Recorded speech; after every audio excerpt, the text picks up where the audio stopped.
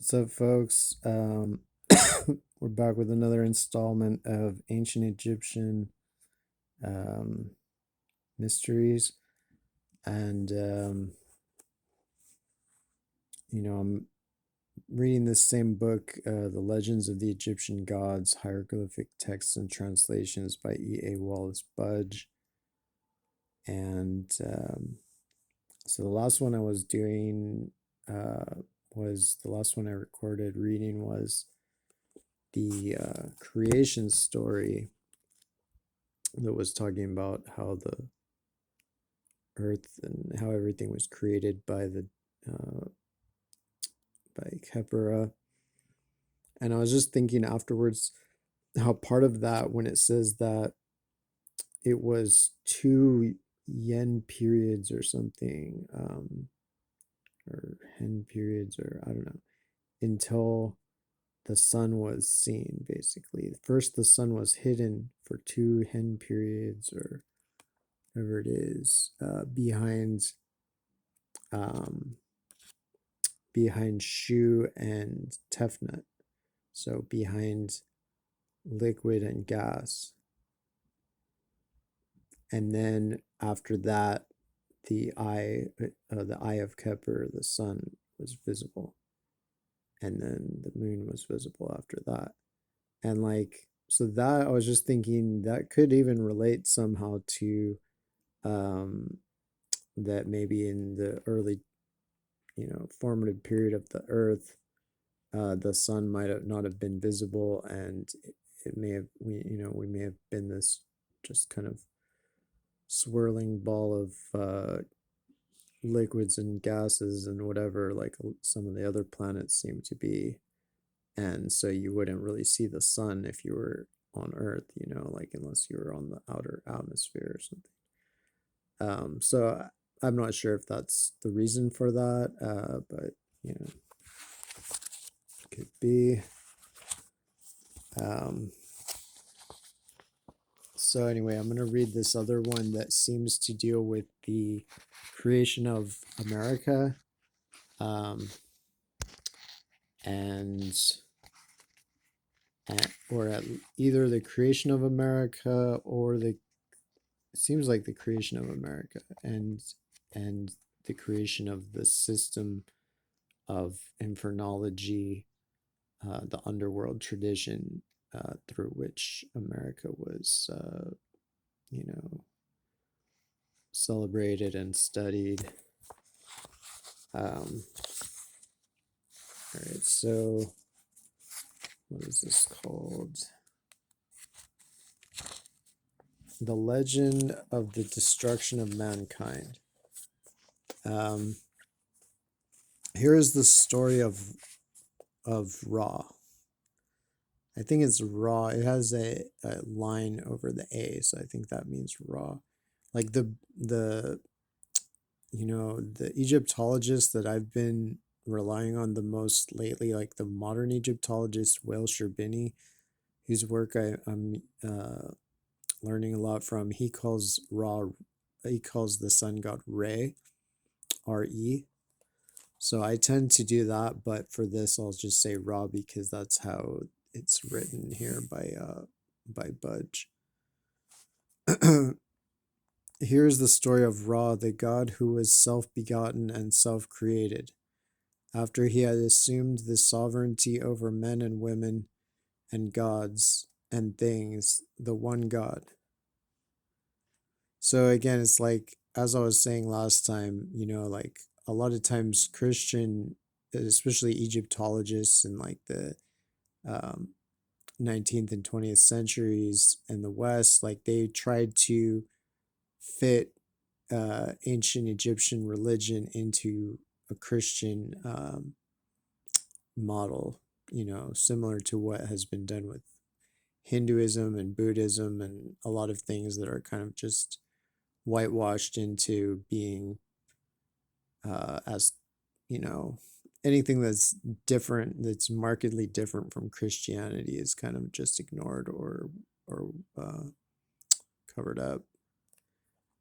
So I think here, like, here's an example, because here Budge, he says, and he's talking, about Ra, and he says the one God, and he puts one in capital O.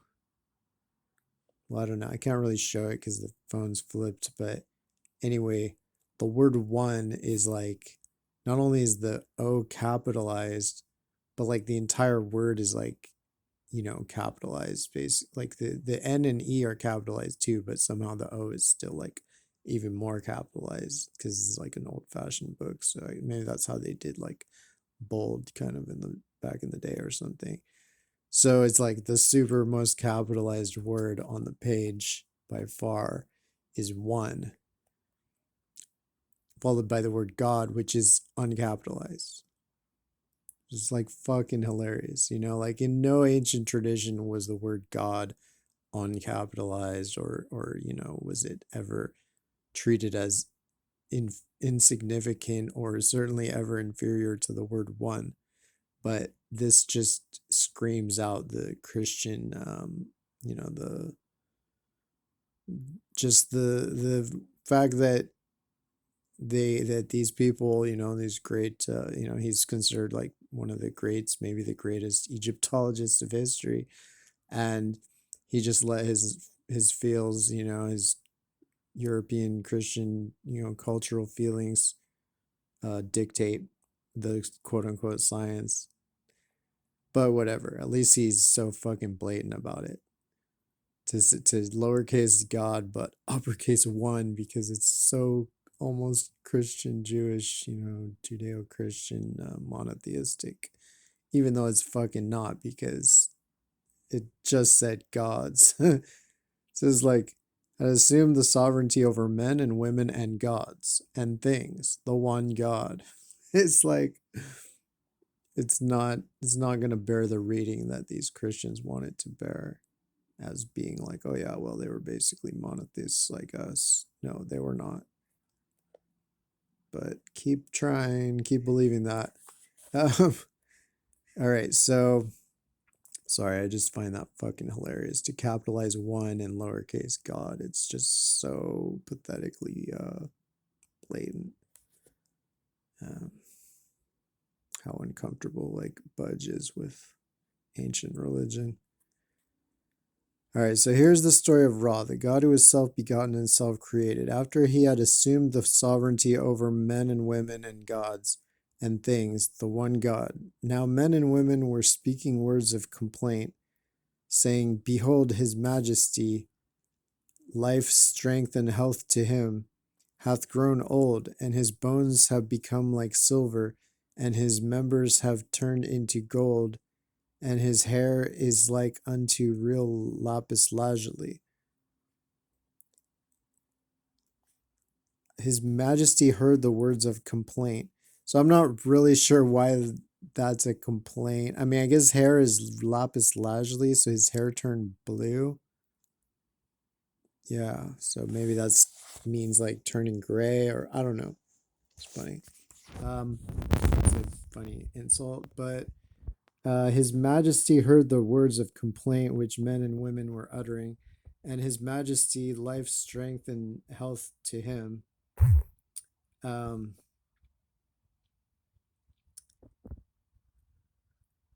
let's see. But I mean, they weren't really insulting him. They literally said life, strength, and they said, behold his majesty, life, strength, and health to him. But they're just saying, like, oh, he's something, something, lapis lazuli. His majesty heard the words of complaint which men and women were uttering, and his majesty, life, strength, and health to him. Or as they say in Islam, what is it? Subhanahu. It's like every time you say Allah, you should it's traditional to say Allah subhanahu wa ta'ala. So it means like Allah, I don't know, Allah the best, the most awesome. Um, or Allah blessed be his name, or I don't know what it is. So it's kind of like this, I guess, with Ra, like you're supposed to say every time you say it, his majesty, life, strength, and health to him, said unto those who were in his train, Cry out and bring to me my eye, and Shu and Tefnut and Seb and Nut and the father gods and the mother gods who were with me, even when I was in Nu, side by side with my god Nu. Let there be brought along with my eye his ministers, and let them be led to me hither secretly, so that men and women may not perceive them coming hither, and may not therefore take to flight with their hearts. Come thou with them, uh, come thou. So it's saying that the god here addressed appears to have been Nu. So Nu is like the primeval, it's either the primeval cosmic space ocean, or it might even literally just be the ocean. That maybe they believed the ocean was the first thing that existed until the planets and stars like rose up out of it, because they kind of seem to rise up out of it on the eastern horizon. So come thou, supposedly addressed to Nu, come thou with them to the great house, and let them declare their plans or arrangements fully. For I will go from Nu into the place wherein I brought about my own existence, and let those gods be brought unto me there. So, like, I think a lot of this relates to the underworld, like the idea that everything is created on the eastern horizon, and therefore everything, like the day, like it's dark, there's nothing basically, and then the sun rises, and the morning star Venus rises on the eastern horizon, and so that's seen as like the point of creation out of the sea, out of Nu, and out of the underworld that's across the sea, which is America. So this is like saying potentially that America is like the real place where the universe was created, because in this tradition it's like before all these things rose up on the eastern horizon of Afro-Eurasia, um, they were first being formulated here in the underworld, uh, and then to like rise up through Nu or from Nu or whatever, because, or at least it's in the same locality. I don't know if America was already there, or just that he's saying it's the location where America is, the underworld, the other side of the underside of the planet, vis-a-vis Afro-Eurasia. So the great house, going to the great house, that may be America, because I think America was described as Ra's shrine, like his shrine. They would say at night, they would say Ra is in his shrine, because it meant he had gone down into his shrine where he stays. And it's kind of natural to see America as the homeland of the gods in a sense, because, you know, like what does somebody do if they travel? For one thing, the course of the gods, like the celestial gods, who are a lot of the main gods, um, especially the planets and the moon and sun, the main thing they do each day is just travel basically from the underworld to the underworld. They come up from the eastern horizon, and then that's their starting point, and their destination is to go to the underworld again, basically down to the western horizon. And it's just natural, since they're rendered anthropomorphically, that that they would, if they're spending a whole day traveling, or I guess, like, yeah, for a star or something, you could say a whole night. But for the sun or moon, or yeah, for the sun, it would be a whole day. For the stars, it would often be a whole night that they're traveling basically across the sky, east to west. So, since they're rendered anthropomorphically, since they're rendered as humanoid figures, then it's perfectly natural that if you're going to spend a whole day or a whole night traveling, then you're probably going to spend an equal amount of time at rest. And so it makes sense that wherever you're at rest is wherever you are the rest of the time. So if they're spending, like if the sun spends like the whole day, going from east to west over the sky, over the world, then it's perfectly natural to assume that if he's anthropomorphic, if he's rendered as a humanoid character in this tradition, that that once he's done with his day and he goes to the underworld, that he's going home and he's sleeping and that's his home. That's the most logical, it makes sense why they would do that. So it makes sense why America was seen as the home of the gods. I think a lot of different cultures said that. And it's the same reason I think that America was the prime meridian, or it's related to the way that America was kind of the prime meridian, both in terms of measure, geometry, geodesy, and in terms of, and it was probably the international time, uh, time zone. Like instead of Greenwich Mean Time or whatever being the central time zone, I think that time kind of may have begun like basically the planetary day was thought to have begun and ended in the middle of America in the lake of fire that runs from north to south from Argentina to Alaska and northern Canada or whatever. Let's see. So spake unto us the gods. So yeah, I think that might be the great house, that maybe even before it was America, it was already his great house. I'm not sure, or maybe America was already there.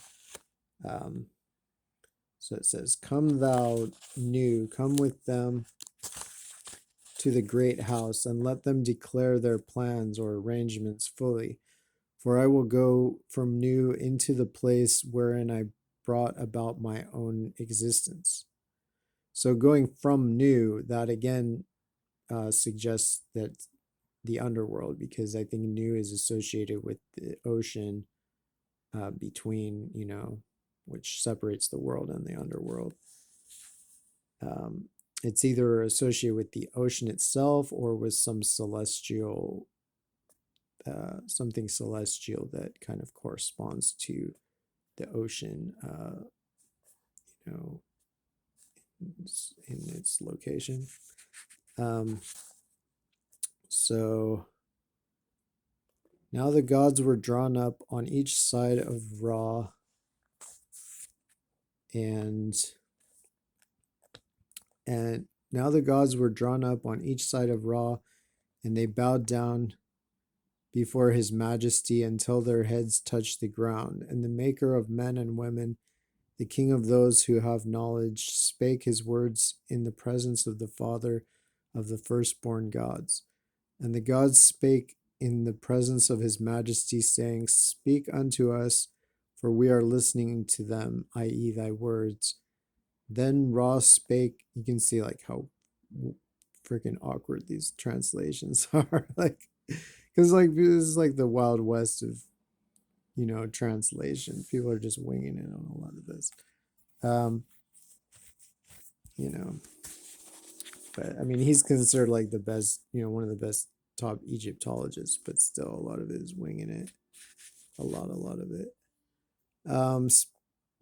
Speak unto us, for we are listening to them, i.e., thy words. Then Ra spoke unto Nu, saying, O thou firstborn God from whom I came into being.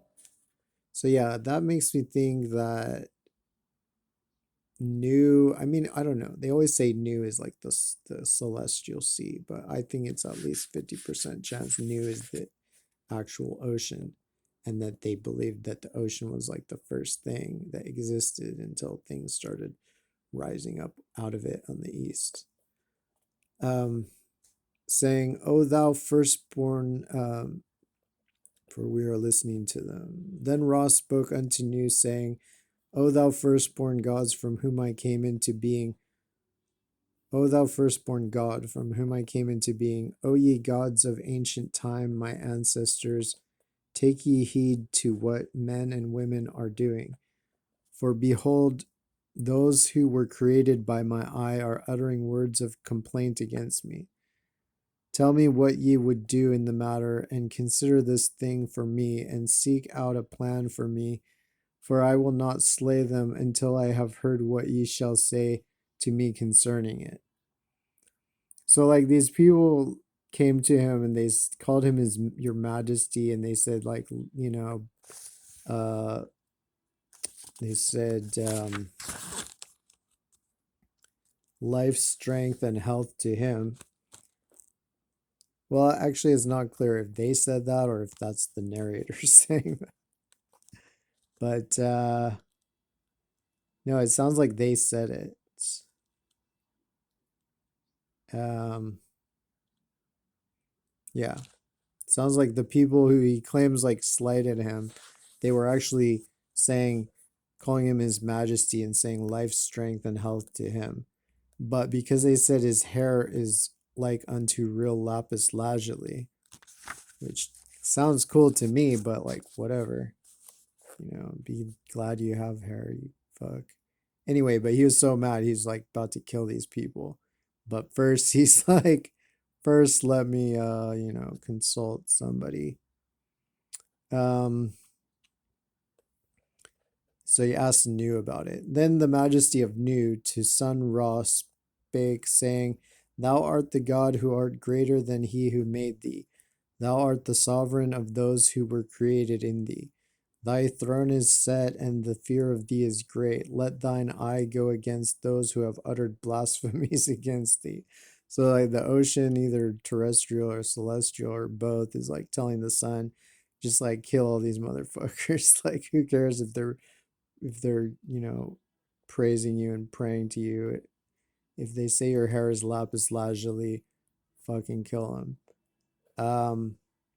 And the majesty of Ra said, Behold, they have betaken themselves to flight in the mountain lands, for their hearts are afraid, because of the words which they have uttered. Then the god spake in the presence of his majesty, saying, Let thine eye go forth, and let it destroy for thee those who revile thee with words of evil. For there is no eye whatsoever that can go before it and resist thee and it when it journeyeth in the form of Hathor. All right. So and by the way, like when it was saying in it life, strength, and health to him, it says that in parentheses, so that's why I was confused. Yeah, I don't know what that. But it seems like they're basically worshiping him. All they said was his hair was like lapis lazuli. So anyway, he's about to kill them in the form of Hathor. So Hathor is like the sky cow goddess. Not exactly sure what she's. I'm sure she's something celestial, either a planet or a constellation or a star. But I'm not sure what.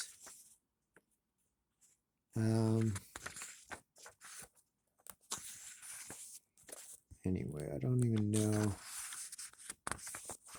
how far it is to reach the place where it actually talks about. Okay, I think I reached the fucking place where it finally talks about America. Sorry, that was like a bunch of, and then there's this whole thing where Hathor kills everybody, and then she's like really stoked because now like people fear and worship her more because she just killed all of them. So it probably means that sometime when the sun was in the house of Hathor, whatever, wherever that is, maybe there was maybe that's when the Younger Dryas impact event happened and killed everybody. And so because it happened during that month or whatever, then they worshipped Hathor because they didn't want her to like do that to them again. That's kind of my guess. Um, and then what then is the meaning of this? So okay, then there's one of, I guess, Geb or Osiris or somebody. Oh no, maybe it's Ra is banging Newt, who's like the sky goddess. He meaneth that he united himself with Newt, thus came into being. Da da da da da, and it doesn't say. Then said the majesty of this god, I am departing from them, i.e., from men, and he must come after me who would see me. Thus came into being. Dot dot dot dot dot, and it's gone. I don't know. They don't either. They couldn't translate it, or the text is missing. Then the majesty of this god looked forth from its interior, saying, Gather together men for me, and make ready for me an abode for multitudes. So I think this is where um, I think this is where they create America, because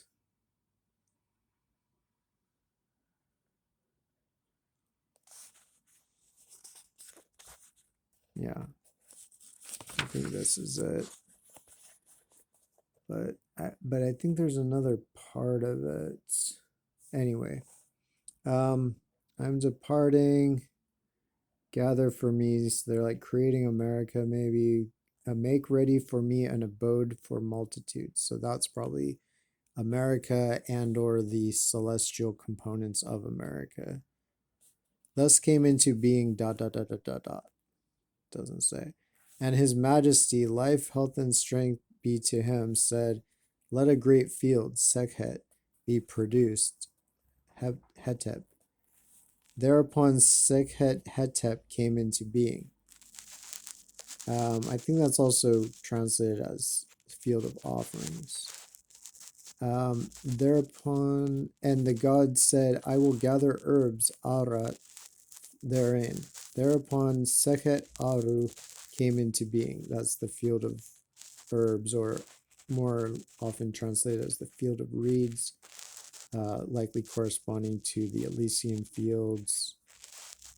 And the god said, I will make it to contain as dwellers things ket of like stars of all sorts. So I think it does include the celestial aspects of America too.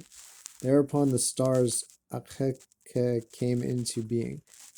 Then the goddess Nut trembled because of the height, and the majesty of Ra said, I decree that supports be to bear the goddess up. Thereupon the props of heaven came into being, and the majesty of Ra said, blah blah.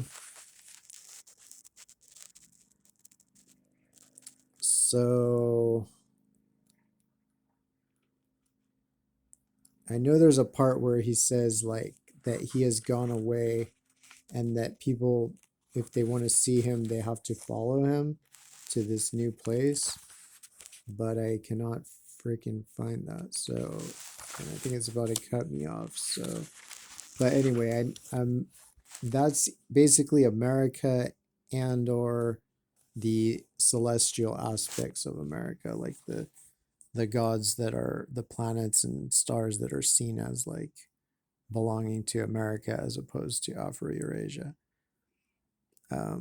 Or maybe all the gods are kind of placed here because it is that international time zone, it was like maybe the international ecliptic, something like that. All right, take care, and I'll try to figure out more about this and maybe do a follow-up. Peace.